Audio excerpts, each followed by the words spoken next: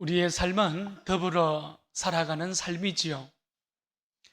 가끔은 여러 가지 이유들로 인해서 오해가 생겨서 우리를 괴롭히기도 합니다. 사실이죠. 그러니까 이 팩터라는 것을 잘못 들었거나 혹은 사실과 다르게 해석해서 오해가 생겨나기도 합니다. 또한 잘못 이해해서 잘못 전달하면 오해가 생기게 되는 것이지요. 문제는 오해가 발생이 되면 좀처럼 푸는 것이 쉽지 않다는 사실입니다. 오해를 가만히 분석해 보게 되면 대부분은 자신이 높아지기 위하는 바로 그 자리에서부터 오해가 일어난다는 사실을 우리는 또한 보게 됩니다. 사람들은 높아지기를 원하지요. 그런데 놀랍게도 우리의 믿음 가운데에도 우리 교회 안에도 슬그머니 들어와서 사람들의 인기나 혹은 주목받는 자리에 서고자 하는 모습을 우리는 찾아보게 됩니다. 성경에 대한 오해의 모습이죠. 신앙에 대한 오해의 모습입니다. 오늘 본문에 나오는 제자들도 예수님을 크게 오해하였습니다. 제자들은 예수님의 행적을 따라가면서 오병이어의 기적을 경험했지요. 칠병이어의 기적을 경험했습니다. 거친 풍랑이 잔잔해졌습니다. 에바다. 기먹고 말 더듬는 그 모든 사람들이 고침을 받습니다. 귀신 들린 사람이 회복되어지기도 합니다. 달리다 굼. 심지어 죽었던 사람이 다시금 일어나는 기적들을 경험하기도 했지요. 놀라운 기적들의 연속입니다. 그러니 제자들은 지금 어떤 생각을 하였을까요? 예수님이 통치하는 그 왕국이 이루어지기만 하면 우리는 이 세상을 살아가면서 먹을 것, 입을 것, 마실 것, 병든 것과 고통당하는 것, 눈물 흘리는 것을 더 이상 걱정할 필요가 없는 세상이 올 것이다. 이렇게 오해했을 것입니다. 마가복음의 중간 결론의 말씀이 마가복음 10장에 나오게 됩니다. 너희 중에 누구든지 크고자 하는 자는 너희를 섬기는 자가 되고 너희 중에 누구든지 으뜸이 되고자 하는 자는 모든 사람의 종이 되어야 하리라. 인자가 온 것은 섬김을 받으려 함이 아니라 도리어 섬기려 하고 자기 목숨을 많은 사람의 대속물로 주려 함이니라. 예수님을 오해하고 있는 제자들을 향하여서 자기의 목숨을 대속물로 주기 위한 여러분 예수님의 말씀이죠. 예수님을 오해하고 있는 제자들의 그 생각을 뒤집었습니다.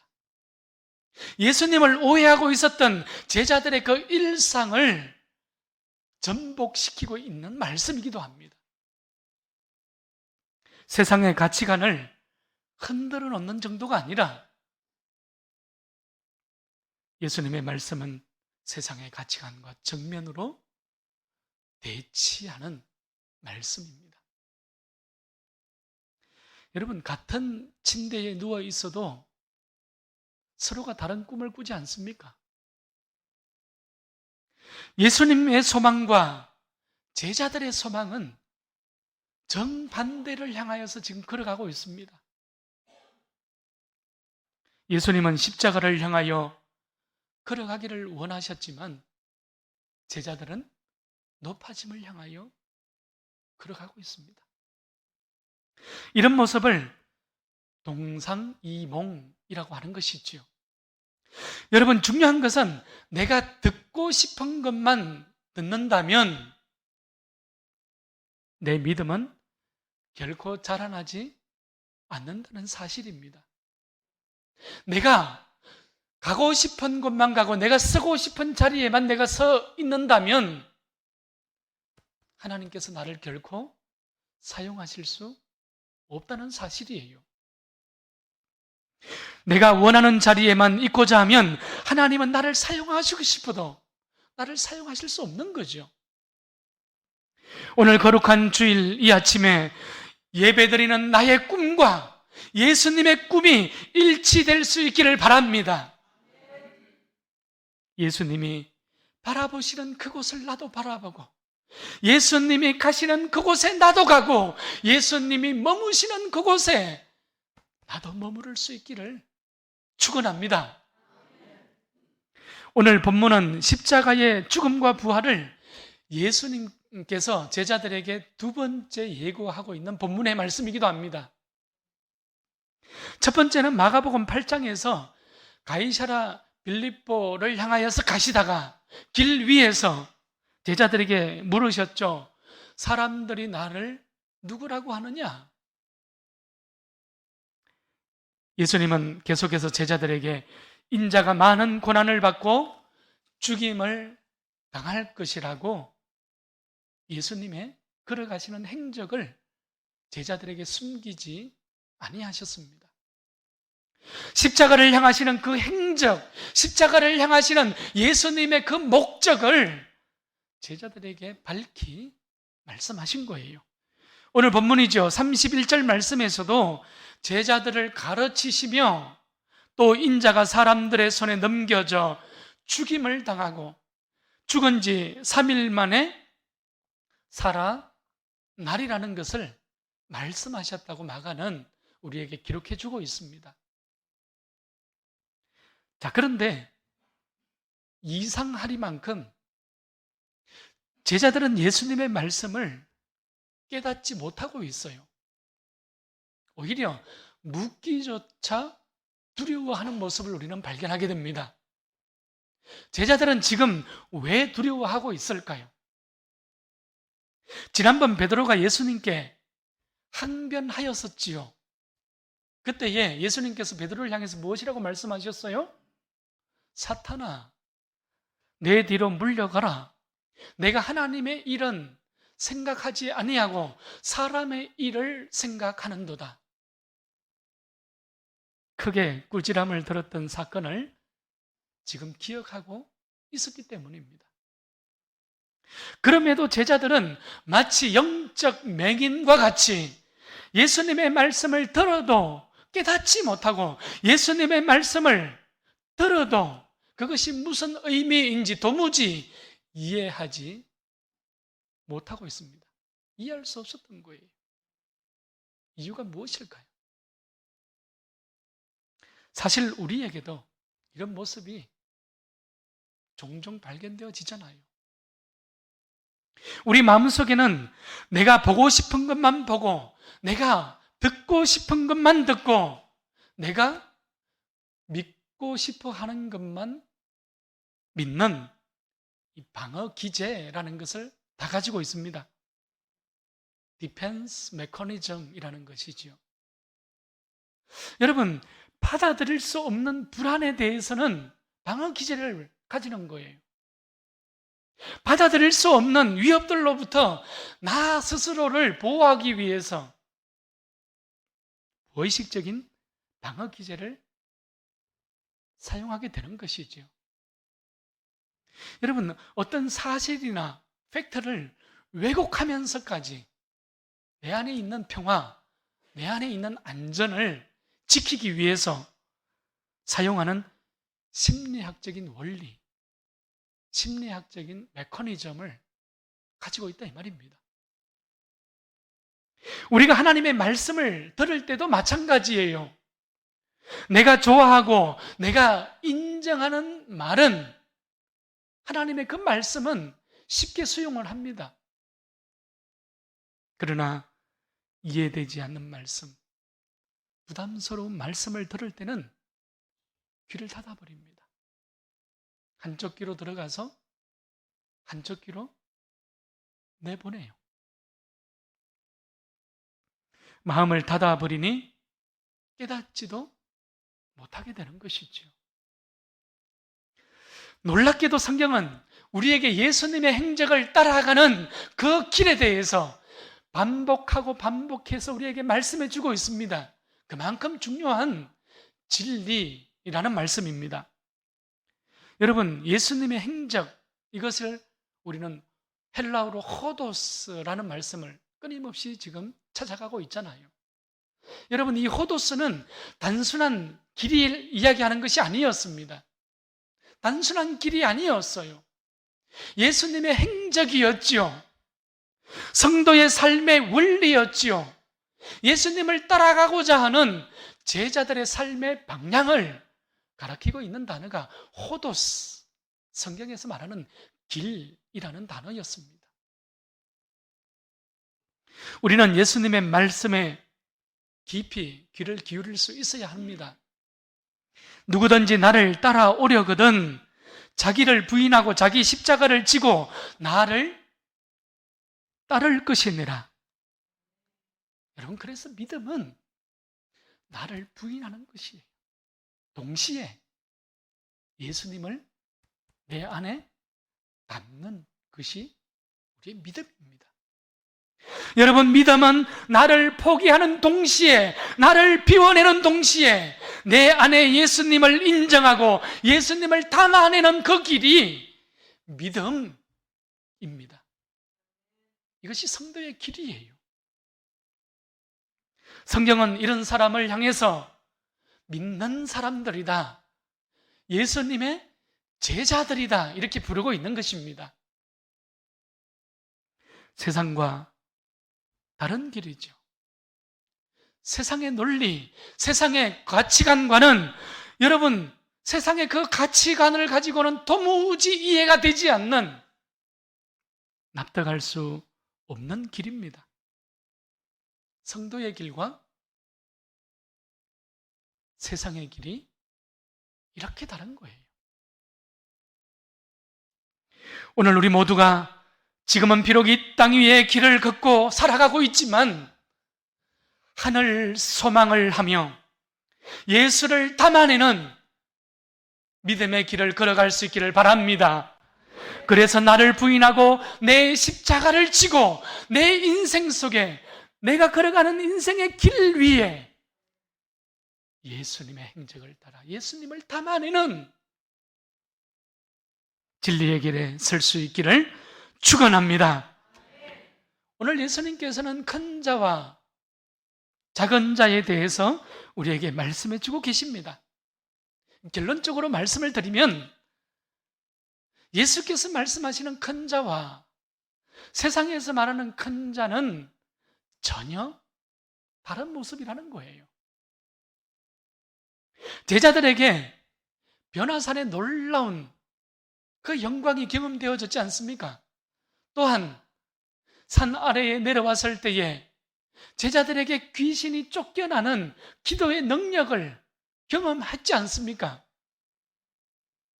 그런데 지금 제자들 사이에서 돌연 큰 자와 작은 자, 그러니까 지위 혹은 권력에 대해서 쟁론이 일어나고 있었어요. 따지고 싸우고 왈가왈부하고 있는 그런 모습입니다. 34절 말씀을 보십시오. 예수님의 행적을 따라가는 길에서, 호도스에서 지금 제자들이 서로 아웅다웅 싸우고 있는 모습을 마가는 우리에게 기록해주고 있습니다. 마가는 마가복음의 첫 부분이죠. 3장 14절 말씀에서 제자들이 부름받은 이유에 대해서 우리에게 기록해주고 있습니다. 이는 자기라는 것은 예수님입니다. 함께 하시고 또 보내사 전도도 하며 귀신을 내쫓는 권능도 가지게 하려 하심이라. 예수님께서 제자들을 부르신 이유가 무엇이었습니까? 예수님과 함께 하게 하고 예수님의 그 영혼 구원의 사역, 그리고 귀신을 쫓아내는 능력을 행하게 하기 위하여서 제자들을 부르셨습니다. 제자들은 지금까지 어느 정도 성공을 거둔 듯합니다.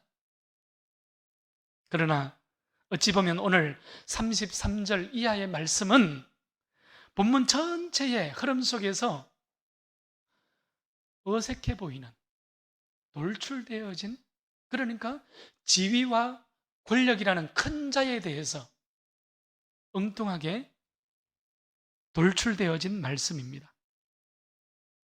그러나 마가는 오늘 본문을 통하여서 앞으로 전개되어지는 10장에 대한 이야기들을 마치 오늘 본문을 가지고 마스터 키처럼 사용하고 있는 것을 우리는 보게 됩니다. 10장에 가보게 되면 이혼의 지위에 대해서 이야기를 하고 있어요. 또한 어린 아이들에 대한 이야기지요. 그리고 가진 것, 부에 대한, 재산에 대한 지위에 대해서 마가는 계속적으로 오늘 본문을 마스터 키처럼 사용하면서 풀어가고 있습니다. 10장 33절에 보게 되면 세베대의 아들 요한과 야고보가 예수님을 찾아왔지요. 그리고 예수님께 구합니다. 예수님, 주의 영광 중에서 하나님의 나라가 임할 때, 주의 나라가 임할 때 이 말이에요. 우리를 하나는 주의 좌편에, 하나는 주의 우편에 앉게 해 주십시오. 청탁하고 있는 두 제자의 모습을 기록하고 있습니다. 성경은 야고보와 요한이 자기들이 구하고 있는 권력이, 자기들이 구하고 있는 지위가 무엇인지 전혀 모르고 있다고 기록하고 있어요. 실제로 주님의 좌우편 두 자리는 누구를 위해서 준비되어진 자리였습니까? 누가복음 15장을 가보게 되면 예수님께서 골고다 언덕에서 유대인의 왕으로 십자가에 못 박혀 죽을 때에 하나는 좌편에, 하나는 우편에, 여러분 누구입니까? 예, 강도입니다. 오늘 이 두 자리는 강도를 위하여 준비되어진 자리였지 않습니까? 그러나 지금 제자들은 그 자리를 요구하며 화내면서 다투고 싸우고 있다는 것을 우리는 보게 됩니다. 제자들은 여전히 세상적인 논리로, 세상적인 가치관을 가지고, 세상적인 방법으로 자기 자신을 위해서 상석을 구하고 있는, 상석을 쫓고 있는 그런 모습을 우리는 보게 됩니다. 예수님은 지금 임박한 십자가의 죽음을 말씀하고 있잖아요. 예수님께서는 지금 자신이 어떠한 죽음으로 죽을 것인지를 말씀하고 있는데 제자들은 누가 큰 자인지 따지고 있습니다. 큰 자의 자리를 탐하고 있는 것이죠. 제자들의 오해의 모습입니다. 그런데 예수님은 제자들이 생각지도 못한 전혀 새로운 답을 제시해 주고 계십니다. 첫째가 되려면 오히려 끝이 되라는 말씀이죠. 섬김을 받고자 한다면 먼저 섬기는 자가 되라 이 말입니다. 오늘 35절 말씀이죠. 예수께서 앉으사 12제자를 불러서 이르시되 누구든지 첫째가 되고자 하면 무사람의 끝이 되며 무사람을 섬기는 자가 되어야 하리라. 끝이 되어 섬기면 첫째가 된다는 하나님 나라의 메커니즘, 하나님 나라의 원리를 지금 주님께서는 결론으로 제시하고 있는 것이에요. 여러분, 세상에서 큰 자는 누구입니까? 세상의 권력을 가진 자는, 세상의 그 권력과 지위와 큰 자에 대한 정의는 무엇입니까? 다른 사람을 지배하거나 다른 사람에게 반대할 수 있는 힘이라고 정의를 하고 있죠. 다른 사람을 나의 뜻대로 움직이거나 지배할 수 있는 공인된 힘을 세상은 파워, 큰 자라고 이야기하는 거예요. 그러나 예수님은 어떻습니까? 예수님께서는 지금 제자들을 향하여서 세상과는 전혀 다른 큰 자에 대해서 말씀하고 있는 거예요. 권력을 가졌고 지위를 가졌고 큰 자가 되기 위해서는 오히려 그것을 가지고 다른 사람을 섬기는 자가 되어야 한다. 다른 사람을 위하여 살아가는 자가 되어야 한다는 하나님 나라의 원리를 우리에게 말씀하고 있는 거예요. 여러분, 이것이 진정한 파워죠. 진정한 지위, 진정한 권력의 위대함이지 않겠습니까? 참 지위와 참 권력을 가진 큰 자는 다른 사람을 섬기는 바로 그 섬김이라는 잣대로서 그 사람이 큰 자인가 작은 자인가를 분별할 수 있게 한다는 사실입니다. 이것이 예수님의 십자가였지 않습니까? 나의 구원을 위해 당신의 생명을 쏟아부은 바로 그 현장이 십자가입니다. 죽기까지 나를 영접하신 것이지요. 목숨으로 섬김의 길을 걸으신 예수님처럼 오늘 예배드리는 우리 모두가 우리의 지체들을 돌아보고 우리의 이웃들을 돌아보고 이 시대의 어두운 역사를 책임지면서 섬김의 십자가를 지고 진짜 권위, 진짜 권력, 진짜 큰 자, 진짜 지위를 가지고 하나님 앞에 걸어가는 우리 모두가 될 수 있기를 축원합니다. 말씀을 정리합시다. 예수님께서는 어린아이 하나를 데리고 제자들 가운데 세우셨습니다. 실물 교육의 현장입니다. 어린아이는 누구입니까? 당시 유대 사회에서는 인구 숫자를 계수하는 데 있어서 어린아이들은 그 숫자에 포함조차 시키지 않는 미천한 존재가 어린아이들이었습니다. 약자였지요. 경제적으로도 심리적으로도 취약계층에 있었던 존재가 어린아이들입니다. 어린아이가 가지고 있는 가장 큰 특징 가운데 하나가 무엇입니까? 의존성이라는 것이잖아요. 어린아이들은 육체적으로도 심리적으로도 부모에게 절대적 의존성을 가지고 살아가는 존재입니다. 예수님께서는 오늘 37절 마지막 말씀에 어린아이를 영접하여 섬기는 것은 곧 나를 섬기는 것이요, 나를 영접하는 것이요, 어린아이를 영접하는 것은 곧 하나님을 영접하는 것이라고 결론을 맺고 있습니다. 애써서 영접할 필요가 없는 비천한 존재인 어린아이들까지도 영접할 만큼 낮은 자가 되고 영접할 만큼 섬기는 자가 된 바로 그 사람이 하나님 나라에서는 큰 자라고 일컬음을 받는다는 사실입니다. 여러분, 하나님 나라에서는 바로 그러한 자가 큰 자라는 말씀이죠. 예수님은 어린아이를 통해서 제자들이 가지고 있었던 큰 자에 대한 오해를 지금 풀어주고 있는 거예요. 이 보잘것없는 어린아이 하나를 예수님의 이름으로 영접하는 것은 역설적이게도 하나님 나라에서 큰 자라고 참 지위와 참 권력을 가진 자라고 우리 주님께서는 지금 말씀하고 있는 것입니다. 세상의 지위와 세상의 가치와 세상의 원리를 뛰어넘는 하나님의 길이지요. 하나님 나라는 이렇게 세상의 방법, 세상의 혈통을 뛰어넘어서 섬김으로 세워지는 공동체입니다. 섬김으로 하나 되는 믿음의 공동체인 것이지요.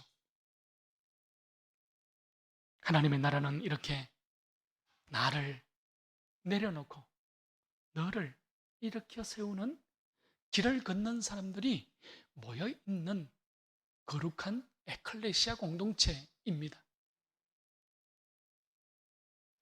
십자가는 그래서 하나님 나라를 꽃피우는 가장 큰 원리가 되는 것이지요. 여러분, 그래서 십자가는 하나님의 나라에 큰 자로 세워지는 하나님 나라의 메커니즘이 되는 것이에요. 세상은 십자가를 어떻게 평가합니까?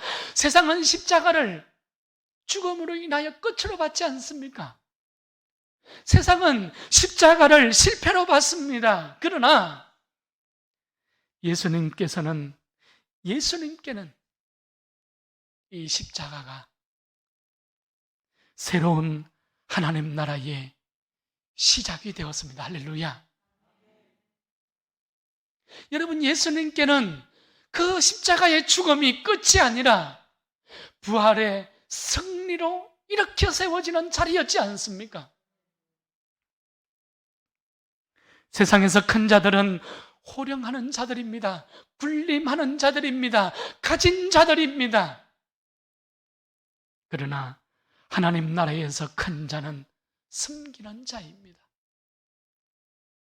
어린아이와 같이 영접할 것 가치도 없는 그 어린아이 한 사람을 영접하고, 어린아이가 가지고 있는 특성처럼 절대적 의존성을 가지고 하나님만을 의존하는 자들이 하나님 나라에서 큰 자라고 오늘 본문은 우리에게 말씀 선포하고 있는 것입니다. 세상의 원리와 하나님 나라의 원리가 이렇게 다른 거예요. 오늘 본문은 예수님의 행적을 따르는 성도와 교회가 우리의 이웃을 향하여, 이 역사를 향하여, 이 세상을 향하여 우리가 어떠한 자리에 서야 할 것인지, 우리가 어떠한 섬김의 모습으로 살아가야 할 것인지 분명하고도 명확하게 보여주고 있지 않습니까? 십자가의 복음, 예수의 복음의 위대하면 이러한 섬김의 자리에서 세상에 밝히 드러나게 되는 거예요. 오늘 우리 모두가 세상에서 큰 자가 아니라 하나님 나라에서 큰 자로 인정받는 거룩한 교회, 거룩한 성도들이 될 수 있기를 축원합니다.